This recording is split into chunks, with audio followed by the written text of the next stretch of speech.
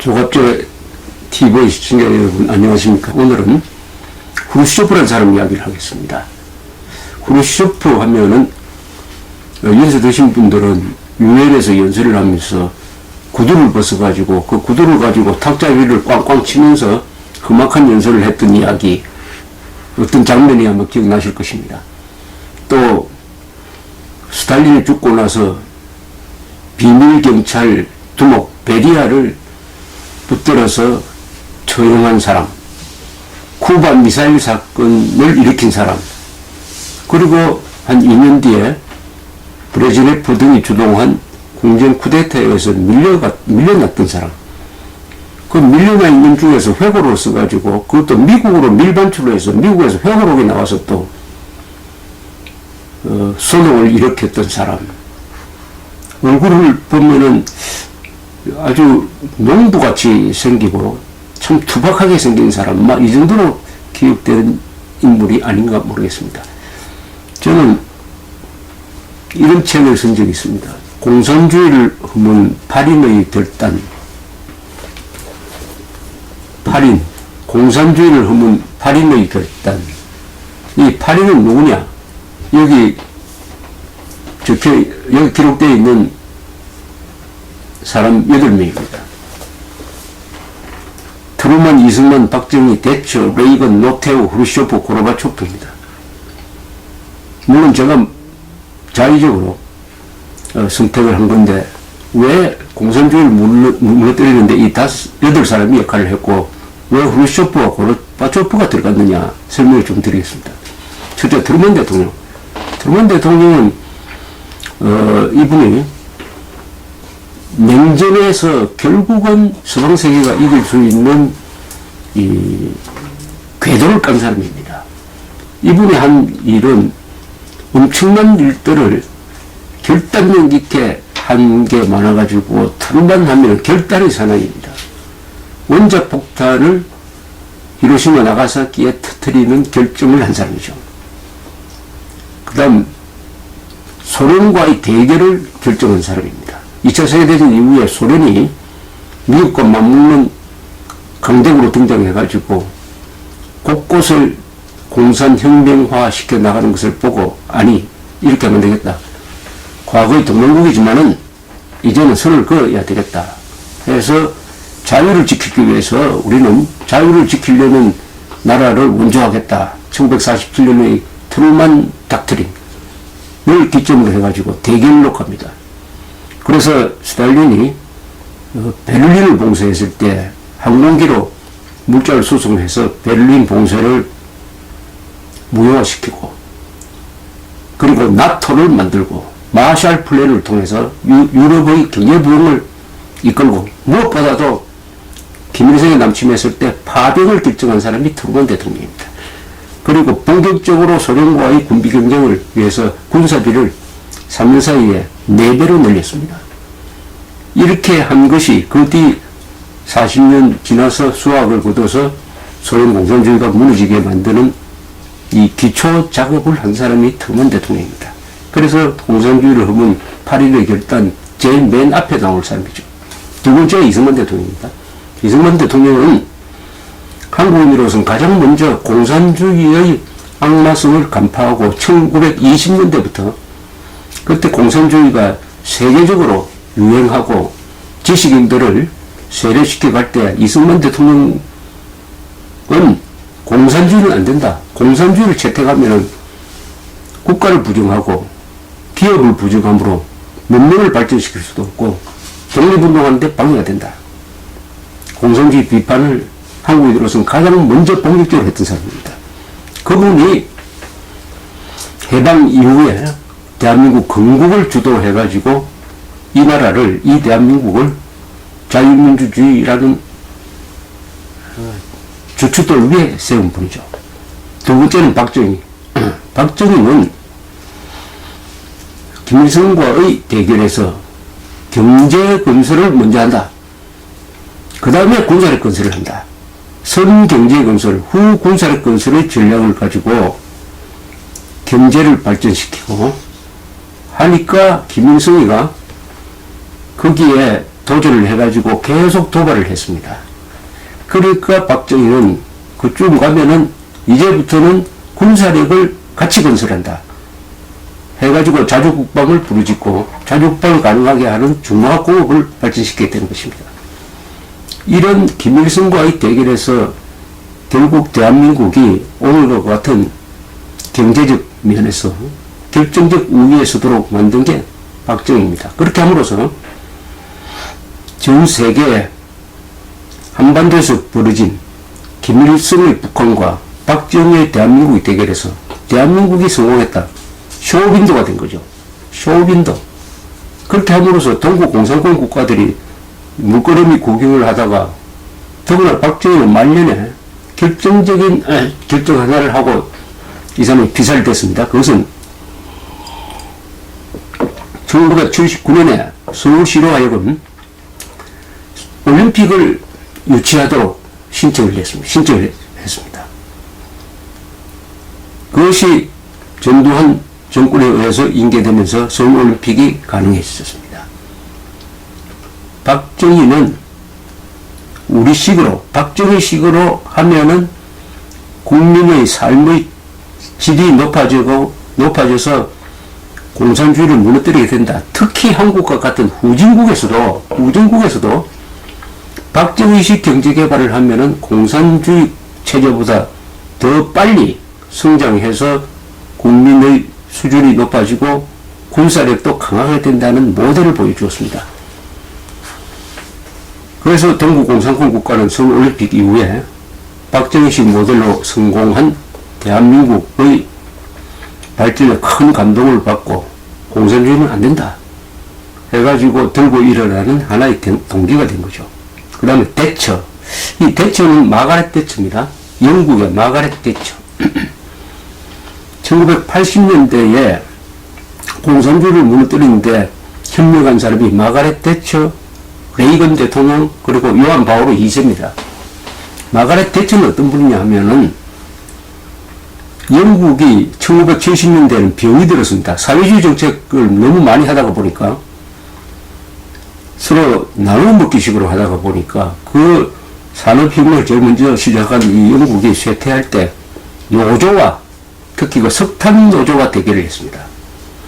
그래서 석탄 노조와 1년쯤 대결해가지고 석탄 노조를 굴복시켰어요. 석탄 노조의 무리한 요구, 불법 시위를 그렇게 함으로써 새로운 자본주의의 개혁 모델을 만들어냈습니다. 핵심은 귀족 노조를 잡는 것이었어요. 마가렛 대처는 귀족 노조를 잡으면은 경제가 발전하게 되어 있다. 문제는 귀족 노조다. 그래야 하고 마가렛 대처가 그때 등장한 고르바초프를 알아본 사람입니다. 고르바초프를 만나보고는 이 사람하고는 대화가 통하겠구나. 그래서 레이건 대통령한테 고르바초프를 도와야 된다 하면서 고르바초프의 개혁 개방을 이용하도록 만든 사람입니다. 마가렛 대처 하면은 무엇보다도 논리 정연하고 투사적인 이미지가 강하죠. 아주 미모를 가진 분인데 워낙 말 논리가 철저해가지고 좌익들과의 이론 대결에서 한치도 물러나지 않고 국민들을 설득할 수 있었던 사람입니다. 레이건 대통령은 이분은 배우 출신이지만은 공산당을 잘 아는 사람이었습니다. 어떻게 됐느냐. 바로 영화 배우를 할 때 이 헐리우드에 들어온 공산주의자들의 노조와 대결해서 그걸 깨부순 사람입니다.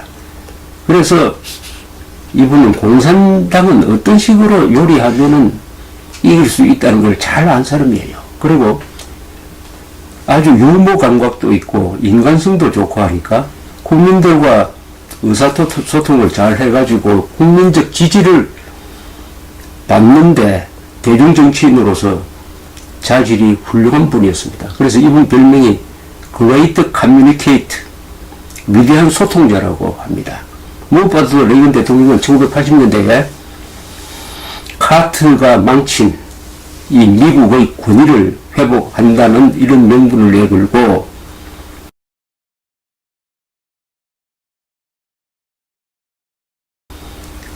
별들의 전쟁이라고 그래가지고 우주에서 날아오는 소련의 핵미사일을 다 요격하는 기술을 개발하겠다. SDI라고 합니다.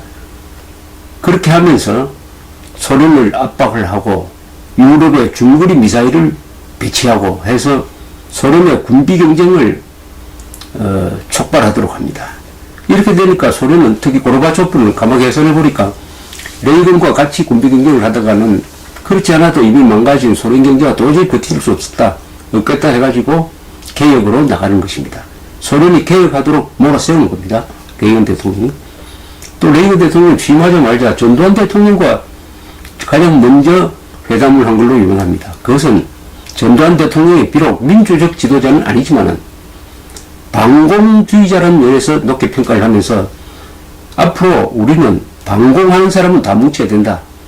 다소 민주적인데 문제성이 있다 하더라도 그것은 후의 문제이다. 우선 방공을 해서 공산주의를 무너뜨린 다음에 생각할 문제다. 해서 전두환 대통령을 가장 먼저 만나서 전두환 대통령의 어떻게 보면은 정권의 정당성에 그 힘을 실어준 사람입니다. 노태우 대통령은 서울올림픽 조직위원장, 그리고 서울올림픽이 열렸을 때 대통령, 그 다음에 북방정책을 폈습니다. 서울올림픽을 기점으로 해가지고 우리는 동구 공산권 국가와 교류할 수 있었고, 소련이, 중공이 동구 공산권 국가가 88 서울올림픽에 참여하면서 여러 가지 채널이 만들어졌고, 이걸 이용해가지고 이제부터는 동구 공산권과 수교를 해가지고 한국 사람들이 활동할 수 있는 공간을 범세계적으로 넓힌다. 국내적으로는 민주화의 격동기에서 대외적으로는 북방정책을 써서 북한을 고립시키는 데 성공합니다. 즉 러시아와 수교하고 중국과 수교하고 동구 공산권과 다 수교함으로써 북한이 고립되죠. 고립되는 데까지 노태우 대통령의 역할이 있었습니다. 그 다음에 고르바초프는 바로 이분이 1985년에 당서기장이 되고 나서 소련이 개혁 개방으로 가도록 앞장섰고, 결과적으로 그 개혁 개방이 실패해가지고 소련이 무너질 때 무리하게 거기에 저항하지 않고 그 대세에 순응함으로써 소련이 곱게 무너지도록 만든 분입니다. 그 다음에 오늘 말씀드리려고 하는 후르시초프는 어떤 사람이냐. 후르시초프는 좀 복잡한 사람입니다. 후르시초프는 스탈린의 충직한 부하였습니다. 이 후르시초프는 금속 노동자 출신이었습니다. 그러면서 당 조직 생활을 잘 해가지고 당의 요직을 차지하고 2차 세계대전 때는 전쟁이 일어나면 거기에 정치 담당자, 정치 책임자로 파견이 되어가지고 심리전을 담당한다든지 또는 장군들을 감시한다든지 하는 이런 역할을 했습니다. 후르쇼프가 모델로 나오는 영화가 가끔 있습니다. 스탈린그라드입니다. 스탈린그라드 전투에 보면은 어떤 정치 국원 비슷한 아주 실력자가 항상 나옵니다. 그 장군들 옆에 서가지고 막 보통 대머리로 나오죠. 간섭하기도 하고 싸우는 군인들을 막 독려하기도 하는, 하여튼 보면은 굉장히 말빨이 센 사람이고 실질적인 권력자가 아닌가 하는 그런 역할을 하는 사람이 있습니다. 그 사람이 바로 후르시초프였습니다. 후르시초프는 2차 세계대전의 분수령이 된 스탈린그라드 전투에서 정치 책임자로 현장에 있으면서 독전을 담당했던 사람이죠. 그런데 이 후르시초프는 아주 농담도 잘하고 충직하기도 하고 해서 스탈린의 귀여움을 받았습니다. 그래서 스탈린은 자기 측근들을 많이 숙청을 했습니다. 그래도 끝까지 살아남을 수가 있었습니다. 후르시초프는. 스탈린은 후르시초프를 아주 만만하게 본 것 같습니다. 사람이 좋고 시키는 거 열심히 하고 하니까 저자는 나한테 도전할 사람은 아니다라고 생각했던 것 같습니다.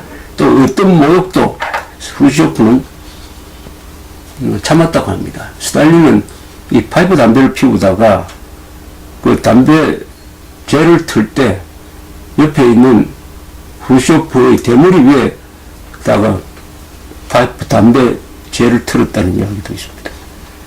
그러나 후르쇼프는 그 마음속에 어떤 결심을 하면서 그런 수모를 견뎠습니다. 그게 언제 나타났냐? 바로 1956년 제20차 소련 공산당 전당대회입니다. 모든 공산당은 소련 공산당뿐만 아니라 북한, 중국도 마찬가지입니다만 제일 중요한 게 전당대회입니다. 전당대회를 통해서 정치국원으로 뽑힌다든지 서기장으로 뽑혀야 정당성을 갖게 됩니다. 이게 선거 역할을 하는 겁니다. 일종의. 1950년 제20차 소련 공산당 전당대회가 열렸는데 여기서 후르쇼프가 세계가 놀랄만한 연설을 합니다. 세계 공산당 역사를 바꿔놓는, 어떻게 보면 세계 역사를 바꿔놓는 유명한 연설을 합니다. 그 연설을 우리는 스탈린 격하 연설이라고 부릅니다. 이때 후르쇼프는 소련 공산당의 제1실력자였습니다. 서기장이었습니다. 서기장. 소련 공산당 서기장. 이 가령 실권을 갖고 있죠. 대통령에 해당되는 사람도 있고 국회의장에 해당되는 사람도 있지만 서기장입니다. 공산당의 조직을 장악한 사람을 서기장이라고 그러죠. 후르쇼프는 1953년에 스탈린이 죽은 다음에 베리아를 젖히고 말렌코프를 젖히고 실권을 잡은 지 한 3년 만에 제20차 소련 공산당 전당대회에서 연설을 하는데 놀라운 연설을 합니다. 스탈린을 사정없이 비판을 합니다. 스탈린이 죽은 지 3년밖에 안 되는데 그때 스탈린은 김일성과 같은, 북한 내에서의 김일성과 같은 존재죠. 김일성이 죽은 지 3년 만에 김정일이가 김일성 아버지를 비판한 것하고 같은 충격이었습니다. 그런 일이 있었다면 북한은 변했겠죠. 후르쇼프가 스탈린을 비판함으로써 소련 공산주의, 세계 공산주의가 변할 수밖에 없었던 것입니다. 4시간 동안 연설을 합니다. 스탈린을 막 고발하는 연설입니다. 무고한 사람들이 고문으로 의식을 잃었고 판단력을 상실당했으며 인간으로서의 권위를 빼앗겼다. 이 모든 것에 대한 책임자가 바로 스탈린이다. 그는 사적으로 수사관을 불러 신문 방법까지 지시했다. 그 방법은 간단했다. 때려라, 때려라, 또 때려라. 그러면서 자신들은 살짝 빠집니다. 우리는 무엇이 일어나는지 몰랐고 알았을 때는 너무 늦었다. 이건 사실 변명입니다. 이 연설에서 후르쇼프는 당시 수상인 불가민과 관계되는 이야기를 했습니다. 스탈린의 별장에서 돌아가는 차중에서 불가민은 나에게 이렇게 말했습니다. 스탈린이 나를 별장으로 친구로 초대하지만 그와 함께 앉아있는 동안에 내가 그 이후에 어디로 끌려갈지 알 수가 없었습니다. 이렇게 이야기를 했습니다. 이 스탈린 격하 연설을 듣던 소련 공산당 간부들은 하도 엄청난 연설에 박수도 치지 않고 그냥 멍하니 있었다고 합니다. 그때의 분위기가 멍하니 있었다고 합니다. 한번 생각해 보십시오. 김정은은 그런 일을 못하겠지만은 북한에 누군가 나와가지고 전당대회에서 김일성을 살인마라고 욕을 하는 연설을 한다면 그 듣는 사람이 어떤 표정이 되겠습니까? 파리가 날아다니는 소리가 윙하고 들릴 정도로 그 자리가 조용했다고 합니다. 워낙 충격이 커서. 이 후르쇼프는 나중에 내 연설은 절대 비밀로 해야 된다라고 못을 박았습니다. 그러나 사실은 후르쇼프는 자기 연설이 널리 알려지기를 바랐습니다. 이 연설문을 전국의 당 조직으로 보냈습니다. 읽고 토론하도록 만들었습니다. 그것을 읽은 한 사람이 고르바초프였습니다. 세바스토폴에서 청년 공산당 조직 간부였습니다. 그것을 읽고 크게 감명받았다고 합니다. 고르바초프는 후르쇼프의 정신적인 제자라고 볼 수가 있습니다. 이 연설문을 입수한 게 이스라엘의 정보기관 모사드였습니다. 모사드는 이 연설문을 폴란드에서 입수를 해가지고 미국 CIA에 주었습니다. 미국 CIA는 이것을 뉴욕타임즈에 주었습니다. 그래서 뉴욕타임즈가 그해 6월에 연설문 전문을 공개를 합니다. 그럼으로써 널리 알려지게 되었습니다. 이 후르쇼프의 스탈린 격파 연설은 동구 공산권 국가에도 큰 충격을 주었습니다. 동구 공산권 국가 지도자들은 스탈린을 하나님처럼 떠받들고 있었는데 후르쇼프에 의해서 완전히 매도당하고 짓밟히는 것을 보고 우리는 어떻게 해야 되느냐라고 고민하기 시작했습니다. 김일성도 마찬가지였습니다. 김일성은 후르쇼프의 눈치를 볼 수밖에 없었죠. 그래서 남로당원을 미국 제국주의 간첩으로 몰아가지고 박헌영을 처형하고 해서 그 지도부를 숙청한 다음이었는데 그 밑에 간부들이 감옥에 있다가 후르쇼프 연설 덕분에 일시적으로 풀려나왔습니다. 그 중에 한 사람이 지금 일본에 살아계시는 박갑동 씨였습니다. 박갑동 씨를 옛날에 명진을 만나니까 이분이 후르쇼프 덕분에 내가 살았다.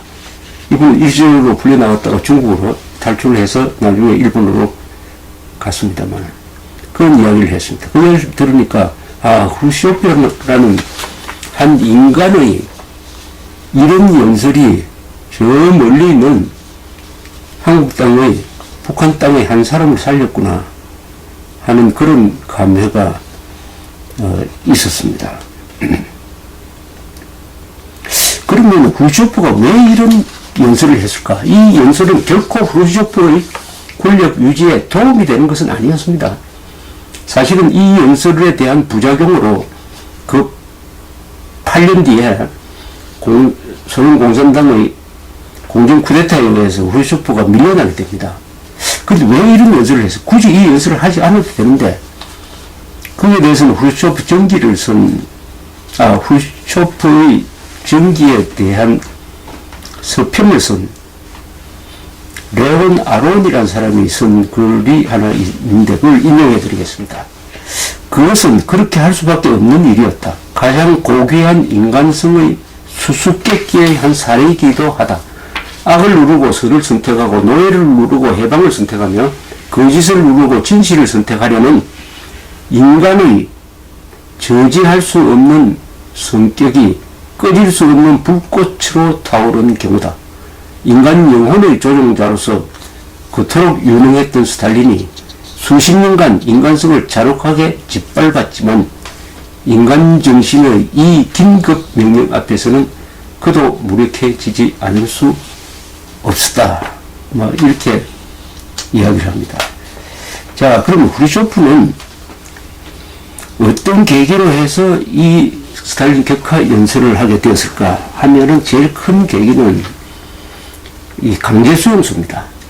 스탈린은 무지막지한 숙청을 하고 또 수백만 명을 저 시베리아 북극 근방의 강제수용소로 보내서 잔혹한 노예 노동을 시켰습니다. 거기는 주로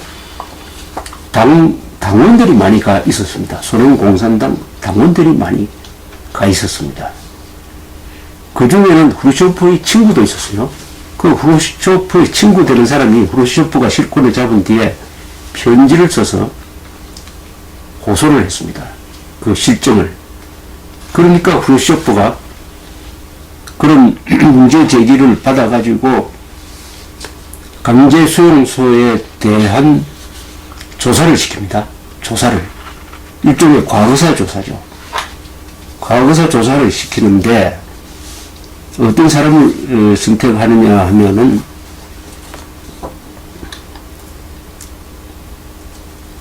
스탈린 정기를 쓴 포스페로프라는 사람을 시킵니다. 1955년에.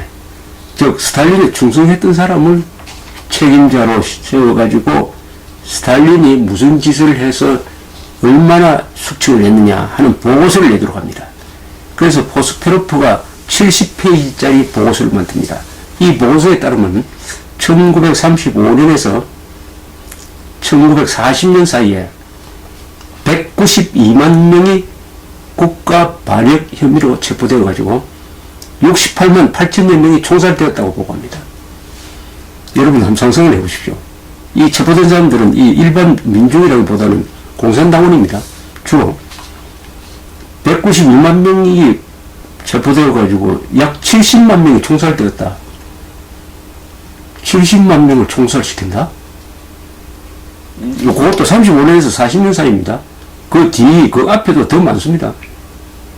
이 스탈린은 총살하는 사람, 이 일일이 자기가 사인을 했다고 합니다. 그리고 총살하는 방법까지, 죽이는 방법까지 썼다고 그래요. 어떤 경우에는 고문 방법까지 썼다고 합니다. 스탈린이. 그것을 취미로 삼았다는 이야기도 있습니다. 이 포스페르프는 이 보고서를 그 상부에 보고할 때 하도 내용이 충격적이라서 눈물을 흘리다가 잠시 절도도 했다는 이야기가 있습니다. 자, 이 보고를 들은 정치국 위원들은 경로를 벌렸습니다. 앞으로 어떻게 할 거냐? 이것을 덮을 거냐? 공개를 할 거냐? 이렇게 경론이 벌어졌는데 이것은 공개해야 된다 하는 쪽으로 후르시초프가 몰아갔습니다. 정치국 조직의 분위기를.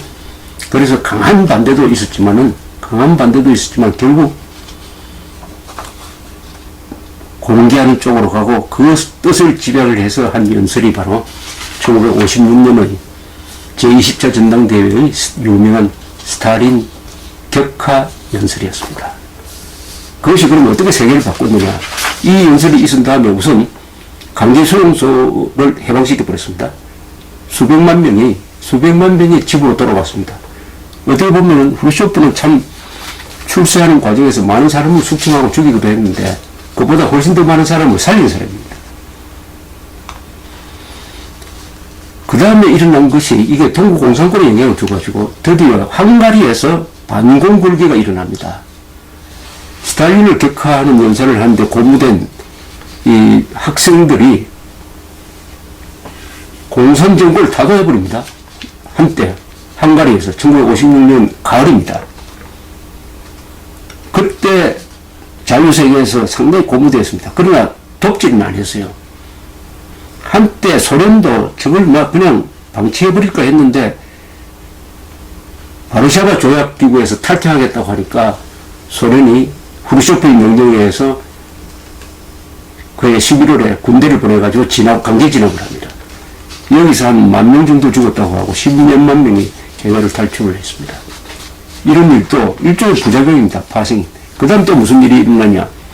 모택동이 반발합니다. 모택동은 스탈린을 결코 좋아하는 사람은 아니지만은 스탈린을 격하하는 걸 보고 이렇게 되면 국제공산주의의 정통성이 무너진다 해서 그때부터 중소 이념 분쟁이 일어납니다. 소련과 중국이 이념 분쟁을 일어나고 그것이 나중에 서로 갈라지는 계기가 됩니다. 중소가 여기서 갈라집니다. 중국과 소련이. 그러면서 적어도 소련에서는 숙청해가지고 총살하고 하는 사람을 죽이는 숙청은 없어졌습니다. 뭐 정신병원으로 보내고 연금하고 하는 것은 있었지만 소련에서는 정적을 숙청해서 죽이는 일은 후르시초프의 스탈린 격하 연설로 해가지고 중지됐습니다. 어떻게 보면 인간의 얼굴을 한 공산주의가 시작된 것입니다. 그 혜택을 본 사람이 누구냐? 바로 후르시초프입니다. 후르시초프는 1964년에 브레즈네프 등이 주동한 당 정치국의 결의에 의해서 해임이 되어버립니다. 해임이 되면 과거 같으면 그 길로 바로 총살되죠. 그러나 후르시초프는 연금이 되었습니다. 연금. 모스크바 교회에 살면서 연금이 되었습니다. 연금. 그 부인하고 같이 살았습니다. 산보도 좀 할 수 있고, 한 시민으로 돌아갔습니다. 그럼 여기서 죽을 때까지 약 6년 동안, 6년 남짓 동안 뭘 했느냐. 이게 인간 후르시초프를 이해하는데 결정적인 시기라고 볼 수 있습니다. 후르시초프는 가만히 있질 않았어요. 겁이 나서 뭐 눈치를 보면서 순응하는 그런 생활을 하지 않고 이 기간 중에 64년에서 71년까지 7년 동안 회고록을 썼습니다. 회고록을.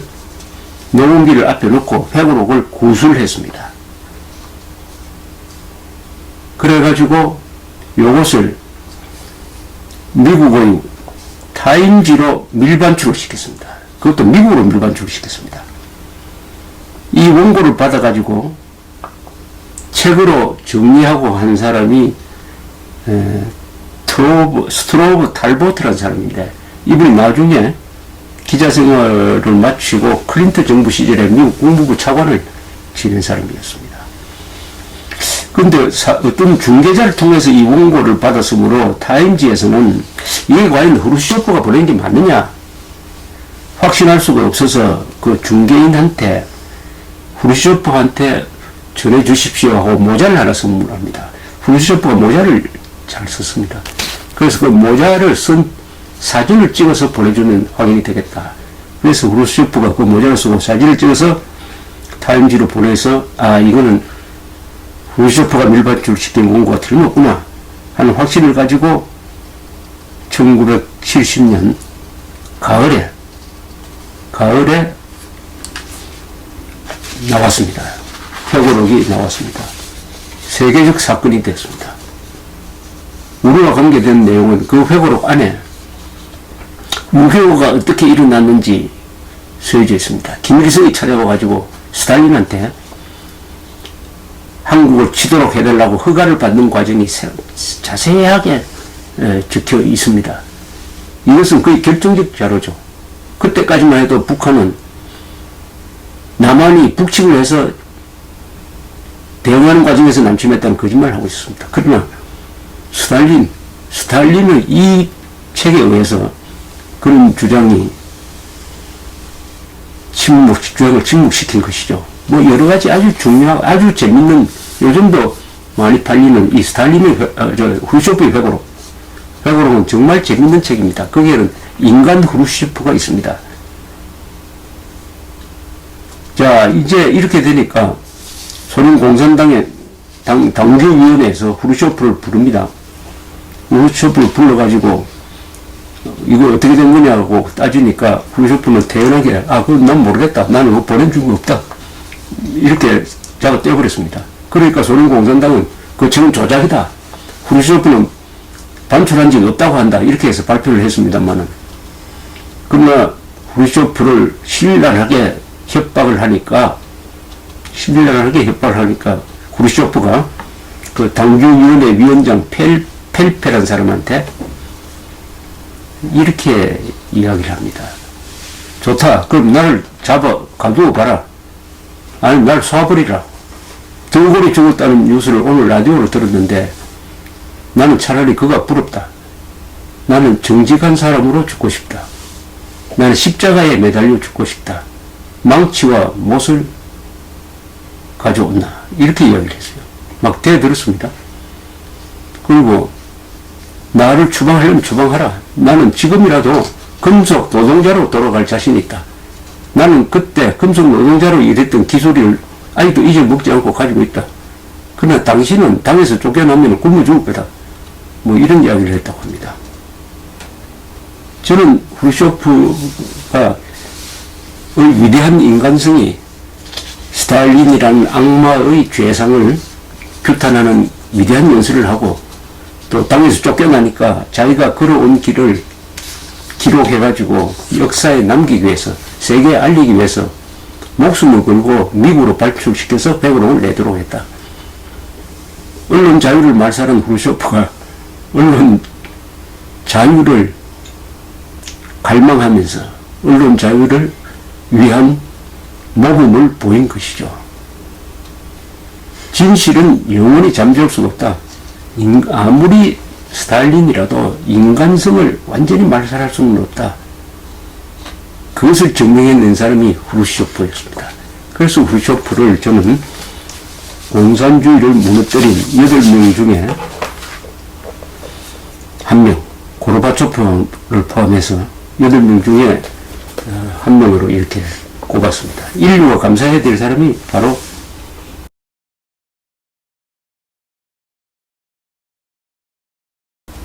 프루시오프입니다.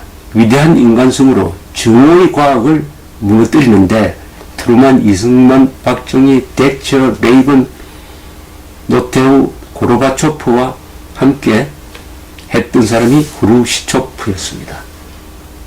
감사합니다.